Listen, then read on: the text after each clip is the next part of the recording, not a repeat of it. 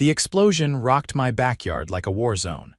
Bits of aluminum, scorched wood, and melted plastic rained down like confetti, landing in the neighbor's pool 2 houses over. My ears were still ringing when I stepped out of the kitchen and saw what was left of my shed, basically nothing but a smoking crater and the twisted remains of my vintage barbecue grill. And standing at the edge of my fence, arms crossed like she just ended world hunger instead of committing felony arson, was Florence Sanderson, the Queen Karen of the Evergreen Hills HOA. "I warned you, Isaac," she shouted, her voice shrill enough to pierce through my still buzzing eardrums. "That racket you call music was violating decibel ordinances. HOA Code 9.8, I blinked at her. "You blew up my shed." "I enforce the rules," she said, like she was proud of herself. "And don't think I won't do it again if you bring back that noise pollution." Now, I know what you're thinking: how the hell does a middle-aged HOA president just destroy someone's property and think she's in the right? Well, welcome to Evergreen Hills, where Florence and her cronies ran the HOA like a private dictatorship. They fined people for the color of their doormats. They inspected lawns with rulers, and if you parked a truck on your own driveway, God help you. But this crossed every line imaginable. I looked down at the smoldering pile that used to be my shed and took a deep breath. I could have screamed. I could have called the cops right then and there. But instead, I turned and walked back inside, because she had no idea who she'd just messed with. See, my name is Isaac Thorne. I'm a mechanic by trade, a stubborn pain in the ass by personality, and I've got a younger brother, Ian, who just so happens to work for the FBI's Financial Crimes Division. And guess what case he'd been quietly working for the last 6 months? You guessed it. Evergreen Hills HOA. They weren't just petty, they were dirty: embezzlement, kickbacks, fake fines, and forged citations. Ian's team had been gathering evidence, building a case brick by brick, and Florence? She just gave me the last one, arson. I picked up the landline and called Ian. "She blew it up," I said flatly. There was a pause on the other end. "Blew up what?" "My shed." "She used some kind of jerry-rigged propane bomb, I think." "Are you serious?" "Dead serious. I've got footage too. Security cam caught the whole thing." He let out a low whistle. "All right, that's it. We're going in." I hung up and stared out the back window. Florence was now yelling at my neighbor Henry for having his trash bins 1 inch from the curb instead of flush against the driveway. She thought she owned this place. But she was about to find out what it felt like to be on the other end of the rules. 3 days before the explosion, it had started with a speaker. I'd been working late hours at the shop all week and finally got a Saturday to myself. So I plugged in my Bluetooth speakers out back, cracked open a beer, and fired up some classic rock while I reorganized the shed. It wasn't even loud. But Florence lived 2 houses down and somehow claimed she could feel the bass shaking her spine. She marched straight into my yard without knocking, her little clipboard clutched like a weapon. "You're violating HOA sound restrictions." Section 5.2. "Florence, it's 2 in the afternoon. "Doesn't matter. I've already issued a warning. If this continues, we'll be taking further action." I laughed. "What action?" "You gonna ban Led Zeppelin?" "I'll do what needs to be done." That should have been my first clue she was unhinged. The next day, I got a fine taped to my front door. $500, handwritten, no official letterhead. And in the reason box, someone had scribbled, "Noise pollution and hostile behavior." I took it straight to my brother. "This is the 3rd fake fine you've gotten," Ian had said, flipping through the others I'd saved. "They're not in the HOA bylaws, and there's no paper trail showing where the money goes. You pay these." "Hell no," I tossed the others. "Good, keep collecting them. We're compiling evidence." There's something big going on here. Turns out, Florence had been funneling money into a maintenance fund that didn't actually maintain anything. Instead, it funded upgrades to her own house: new kitchen counters, a home theater system, and even a koi pond in her backyard. All paid for by fake fines and special assessments. And I had just become her newest target. The week before she blew up my shed, I caught one of her little HOA minions, a guy named Brent, taking photos of my house from behind a bush at night. I confronted him and he claimed he was checking for code violations. Code violation, I said. You're trespassing. He ran off before I could get anything else out of him, but it was clear Florence had it out for me. Then, 2 days before the explosion, someone slashed the tires on my pickup. No witnesses, no fingerprints, but I had a hunch. That Friday night, I installed a full security camera setup, front yard, backyard, side alleys, everything. I didn't say a word to anyone, and thank God I did. Because Sunday morning at 6 a.m., Florence snuck into my backyard wearing all black, dragging a small propane tank and what looked like an old metal toolbox. She propped it next to the shed, fiddled around for a bit, then ran off like a kid playing ding-dong ditch. 30 seconds later, boom. My camera caught every frame. After I called Ian, things moved fast. By Monday afternoon, 2 unmarked black SUVs rolled into the neighborhood. Ian stepped out with his badge along with 2 other agents. They weren't here to play. I gave them the footage. They watched it 3 times, then nodded. She's done, Ian said. The agents paid Florence a visit that same day.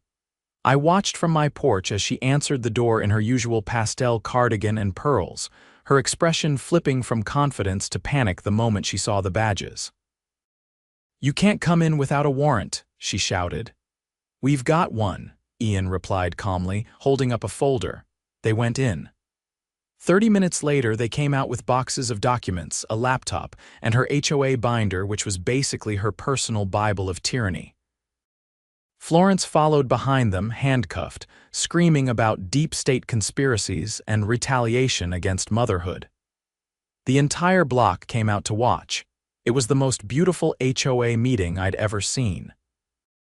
By the time Florence was booked at the county jail, the neighborhood felt like it had just been unshackled. People who used to avoid eye contact with each other at the mailbox were now gathering in driveways, swapping stories about fines that didn't make sense and visits from HOA inspectors, who never logged anything officially. It was like someone had thrown open the blinds and let sunlight pour into a room that had been sealed off for years. But we weren't done. While Florence was sitting in a holding cell, still convinced she'd be out by dinner, Ian and his team were turning her tidy little empire upside down. The documents they pulled from her house were more than damning. They were a blueprint for a racket that had been running for over 4 years. The so-called maintenance fund she'd been siphoning from was only the beginning. Turns out, she'd been collecting bogus compliance fees and routing them through a dummy landscaping company, Greenleaf Services, which was owned on paper by some distant cousin in Wisconsin. But in practice, had no employees, no equipment, and no actual jobs completed. Every inspection that warranted a fine, fabricated. The photos they used as evidence were pulled from a stock photography website, and those special assessments for community playground upgrades. The only thing that had been upgraded was Florence's wine cellar. Ian's team traced over $70,000 missing from HOA accounts. And the kicker, she wasn't working alone. Wednesday morning, a second round of arrests swept through Evergreen Hills. Brent, the guy I'd caught taking photos behind my lilac bush, was hauled out of his house in his bathrobe. Gloria Phelps, the neighborhood treasurer who always wore oversized sunglasses and never made eye contact, was cuffed while walking her toy poodle. Even Mark Delaney, the HOA vice president who once threatened to tow a veteran's pickup for having a DARE sticker, was led away in silence. But the biggest shock came when they searched the HOA's storage unit on the edge of town. "What exactly do you store in a climate-controlled unit for an HOA?" I asked Ian as we stood outside it, watching agents with gloves and flashlights move in. "Receipts," he said. "Invoices, permit copies. Or at least, that's what should be in there." What they found instead were 12 sealed banker's boxes, each labeled with a year. Inside, hard copies of fine notices that never made it to homeowners, all of them unmailed, all of them marked paid in red ink. which meant Florence and her inner circle had been inventing charges, logging them as paid, and pocketing the money without ever notifying the homeowners. The HOA's books showed a clean record. But in reality, dozens of people had unknowingly paid for things they were never billed for. That afternoon, I got a call from Mr. Renner, the retired mailman who lived across the street. He was one of the few people Florence never messed with, probably because he kept to himself and still flew the American flag every morning without fail. "You mind if I come by?" he asked. "I think I've got something you'll want to see." He showed up 20 minutes later with a folder thicker than a phone book. "I started keeping these after my daughter said something felt off about her dues statements," he said, handing it over. "Every notice, every receipt, every envelope dated and scanned. I've got a scanner in my garage." I flipped through the folder and couldn't believe what I was seeing. Some of the fines he'd received were for things like improper hedge symmetry and non-compliant mailbox paint. One even cited fence post angle discrepancy. "These were all paid?" I asked. "Every last one. Check numbers are on the copies." We gave the file to Ian. That folder filled in the final puzzle piece. Florence and her group hadn't just manufactured fees, they'd selectively mailed them, targeting people they thought wouldn't ask questions. Elderly homeowners, families with language barriers, people too busy to fight back. Thursday morning, the local paper ran a front-page piece. Evergreen Hills HOA under federal investigation for fraud, embezzlement, and property damage. The article featured a still from my security cam footage, Florence crouched beside my shed, mid-sabotage. The headline might as well have been a victory banner, but not everyone was celebrating. A few residents, especially the ones who'd benefited from Florence's favoritism, were still clinging to the idea that this was all some kind of mistake. "She couldn't have done all that," said Carla Jensen, who lived on the corner lot with the pristine artificial grass and 3 flagpoles. "Florence organized the annual pet parade. She donated to the county library. She also detonated a propane bomb less than 20 feet from my house," I said. "You want to keep defending her, be my guest. Just don't expect the neighborhood to forget who looked the other way." Later that day, I was approached by a man I'd never met before, tall, probably in his late 50s, with a clipboard and a badge clipped to his belt. "Isaac Thorne?" he asked. I nodded. "Name's Wheeler.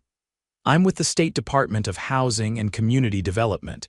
We're conducting a full audit of Evergreen Hills HOA. Your brother provided your contact. Mind if I ask a few questions?" We sat on my front porch for the better part of an hour. Wheeler wasn't just interested in Florence's crimes, he was digging deeper. Looking into how the HOA had been allowed to operate so autonomously for so long. Turns out, Evergreen Hills had never filed annual financial disclosures with the state. Their elections hadn't been properly documented in over 5 years. And worse, they'd amended their bylaws without the required majority vote twice. "This HOA," Wheeler said, flipping through his notes, "isn't just corrupt, it's legally invalid. Its charter was never properly registered after the 2017 revision. That means every fine, every enforcement action, every lien, they're all unenforceable." "You're saying the HOA doesn't legally exist?" I asked. "Not in any way that holds up in court. That night, the neighborhood gathered in the cul-de-sac. No one called the meeting, it just happened. Word had spread and people needed to talk. Henry, my next-door neighbor, stepped up. "So what happens now?" he asked. "No HOA." "Do we just do whatever we want?" a murmur rippled through the crowd. "I say we vote," said Mr. Renner. "We can form a new association, one that actually represents us, not some tyrant with a clipboard." Voices rose in agreement. "Let's get a real board, real elections, a cap on dues." "Transparency. Can we even do that?" someone asked. "We can," I said. "The old HOA's dead, legally and literally. It's up to us now." That weekend, we held the first real election Evergreen Hills had seen in over a decade. We used the community center. Everyone brought potluck dishes and folding chairs. Ballots were printed, collected, and counted in plain view. No closed-door tallies, no whispered campaigns. I didn't run for anything. I didn't need to. Watching Florence hauled off in cuffs was enough, but I did nominate Mr. Renner for president. He accepted, reluctantly, but with a quiet nod that said he understood the responsibility. By Monday, the new board had reached out to the county clerk to begin the process of registering the HOA properly. They pledged to refund every homeowner who'd been fined under fraudulent pretenses. And they agreed to dismantle the old surveillance policies, replacing them with a simple rule. If it's not hurting anyone, it's not a problem. As for Florence, she was facing multiple felony charges: fraud, racketeering, misuse of community funds, and criminal damage to property. The arson charge alone was enough to keep her locked up as a flight risk. Her trial was scheduled for later in the year, and the DA made it clear they'd be pushing for the maximum sentence. I never rebuilt the shed. Didn't need to. Instead, I turned the space into a small garden. Just soil, herbs, and a few tomato plants. Simple. Honest. Something Florence would have hated. I watered it every morning, right around the time she'd used to patrol the neighborhood with her clipboard. And every time a new leaf sprouted or a bloom opened, I thought about what it meant to take your space back, not just your yard, your voice, your rights, your peace.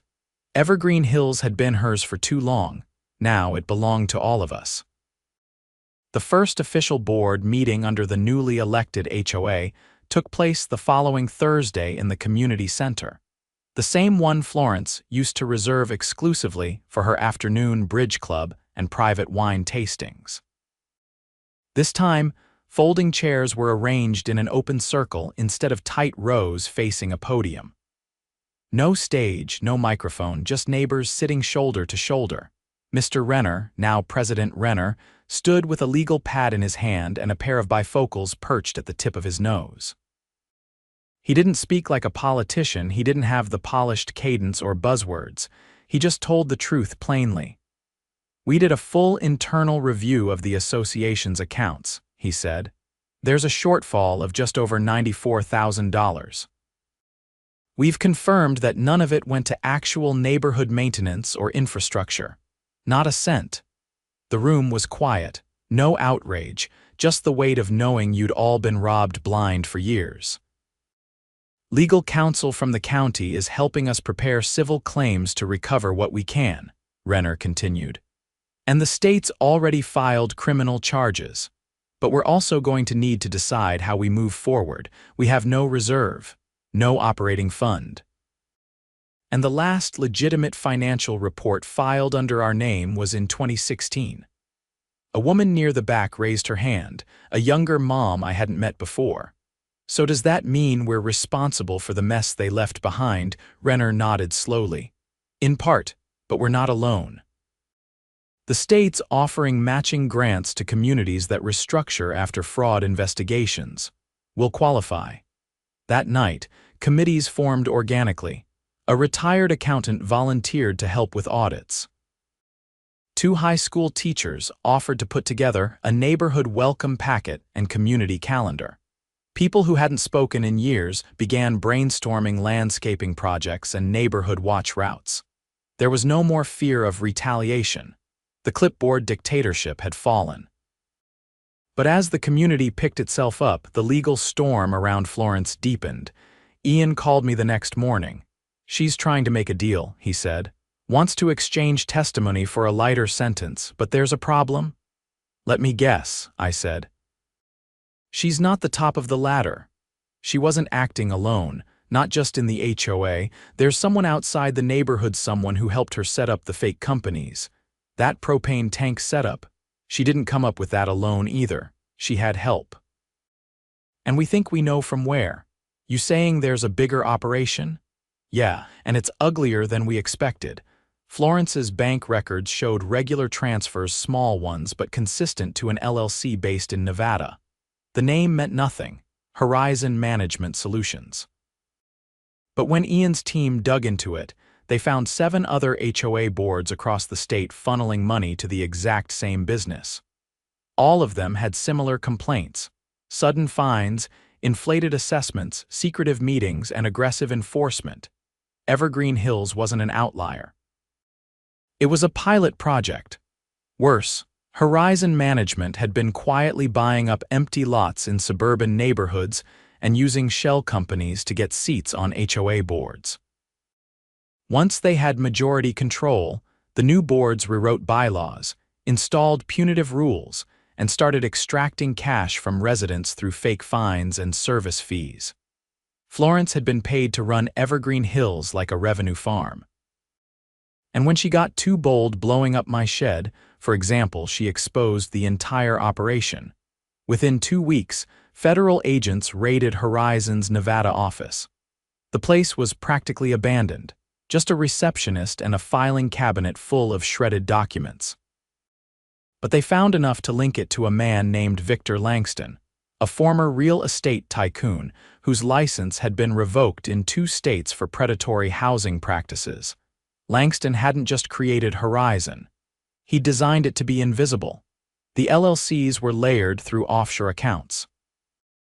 The management contracts were buried in HOA meeting notes that were never distributed to residents. And the profits, laundered through real estate trusts and fake construction companies. Ian's team called it one of the most elaborate housing scams they'd ever seen.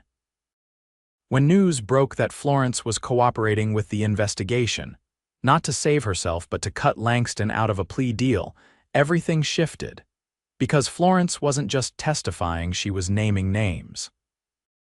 She admitted that Horizon had provided her with templates for fines, scripts for board meetings, and even pre-filled bank deposit forms.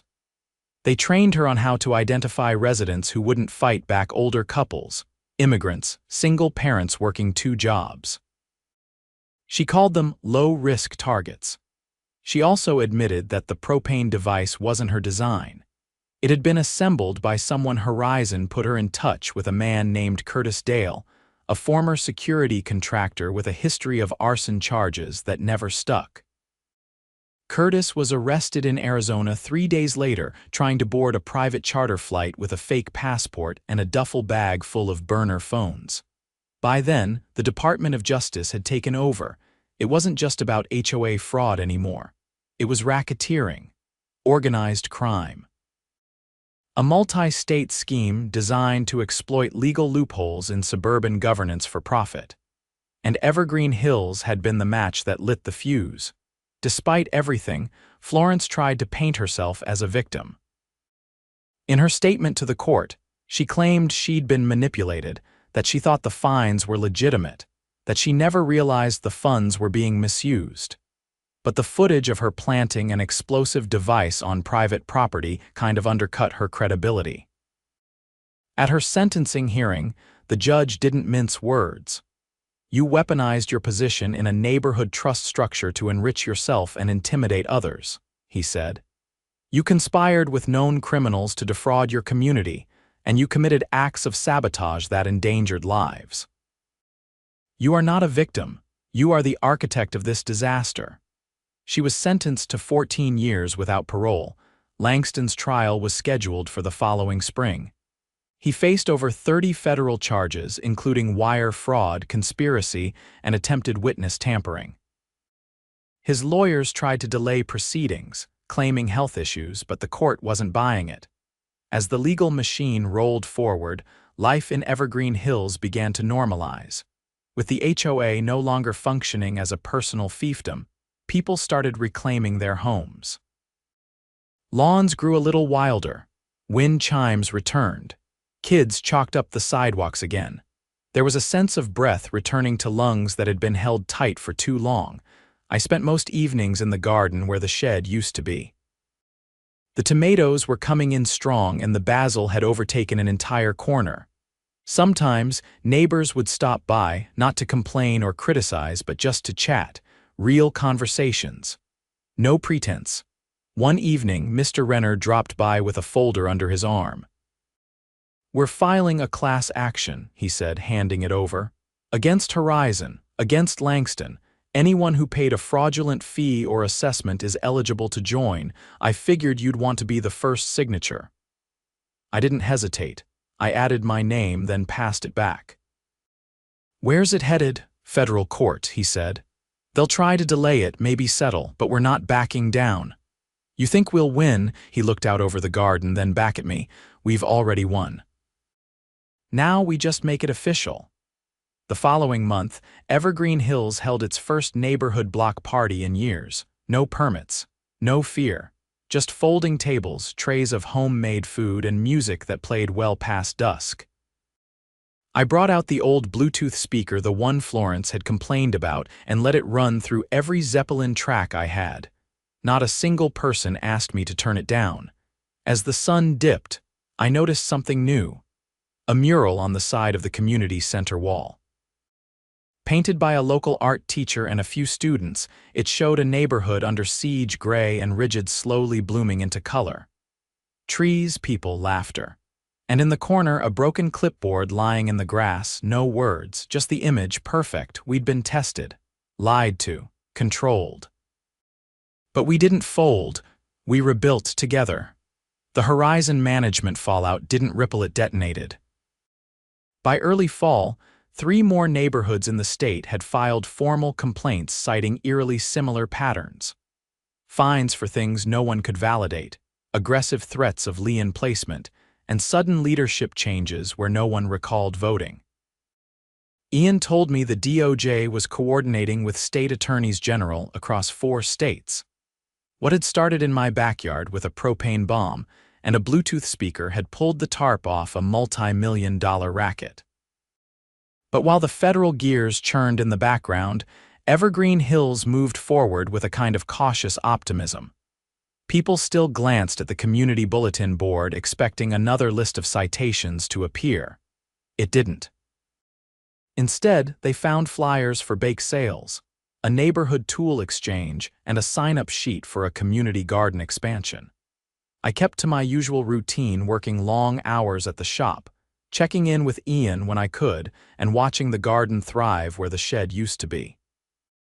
But I wasn't ready to let go of what Florence had tried to do, not just to me but to everyone. One Wednesday morning, just after sunrise, I got a knock at the door. It was a man in a polo shirt and slacks, carrying a leather briefcase and an air of urgency. He introduced himself as Mitchell Greer, Assistant District Attorney for the county. "I'm heading up the local side of the Langston prosecution," he said. "Your brother passed along your name." I invited him in and poured 2 coffees while he reviewed a thin manila folder. He didn't waste time. "Langston's defense team is trying to suppress Florence's testimony. They're claiming coercion by federal agents. We need corroborating witnesses. People who interacted with her before the arrest.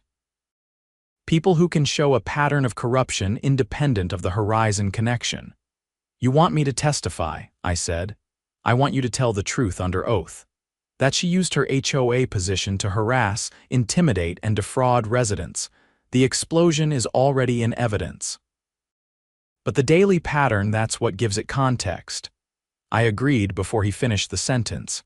He nodded once and slid a court summons across the table. "Preliminary hearings next week. You won't be alone. We've got 6 others lined up." But your story's the one that woke this case up. The courthouse was packed that day, not with press, but with people. Residents from other neighborhoods, curious city council members, even a few retired attorneys who smelled blood in the legal water. Langston wasn't present, but his lawyers were. 3 of them, all sharp suits and sharper tongues. When the judge called me up, I didn't feel nervous. I felt ready.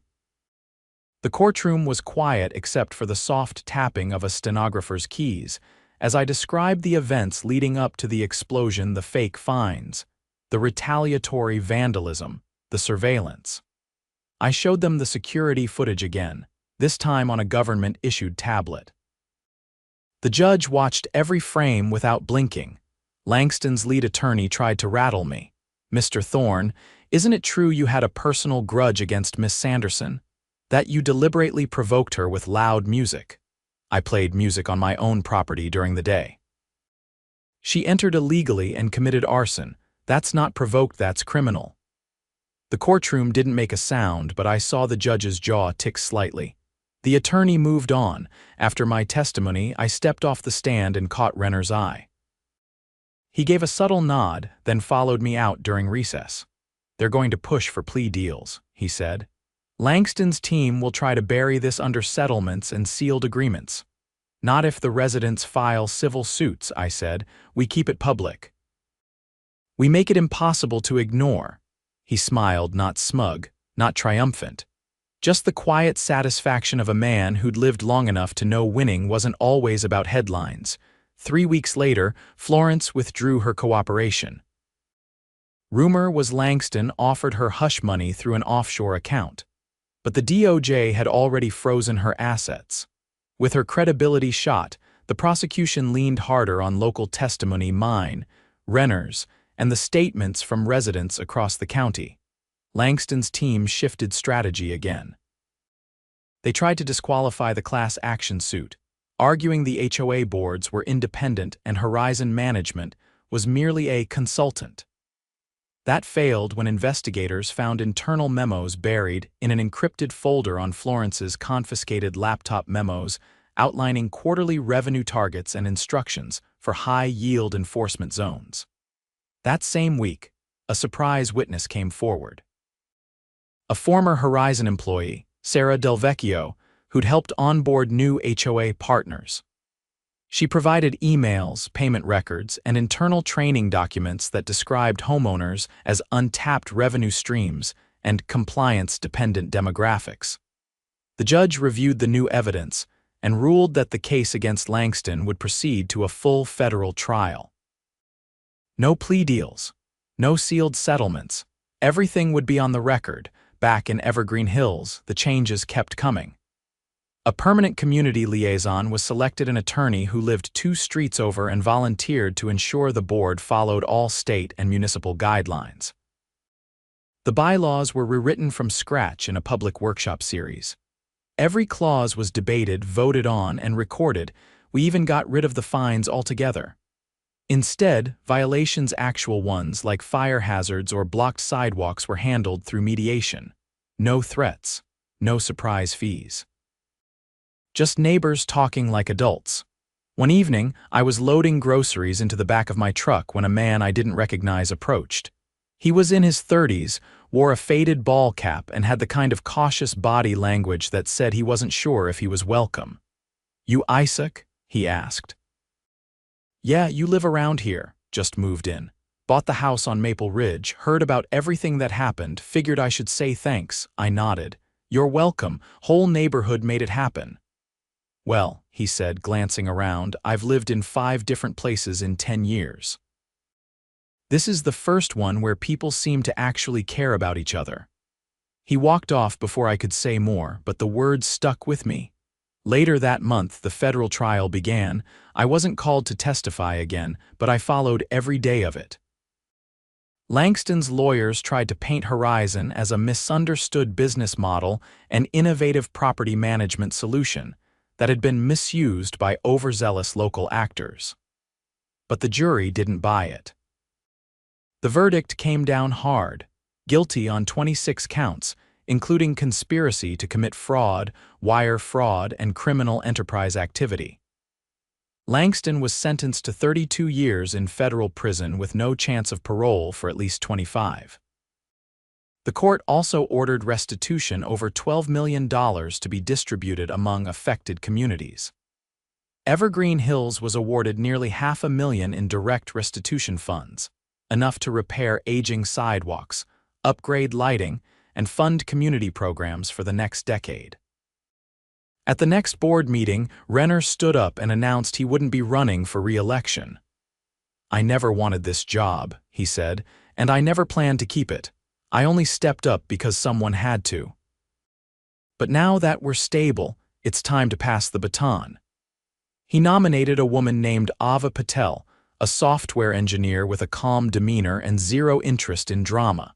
She accepted with a short speech about transparency, accountability, and never letting power go unchecked again. When the meeting ended, I stayed behind to help stack chairs. Renner came over, slow and deliberate, and offered a handshake. "Whatever happens next," he said, "we earned this. And we'd faced down a sprawling criminal operation that embedded itself into the fabric of our homes. We dragged it into the light, piece by piece, until there was nowhere for it to hide. And we'd built something better in its place, not perfect, not utopian, but honest. That night, I sat in the garden as the last light faded from the sky. The air was warm, the crickets loud, and in the distance, someone was playing a guitar on their porch. No one told them to turn it down. I leaned back, let the quiet settle around me, and thought about Florence Langston and everything they'd tried to take, and how none of it had worked. Not in the end.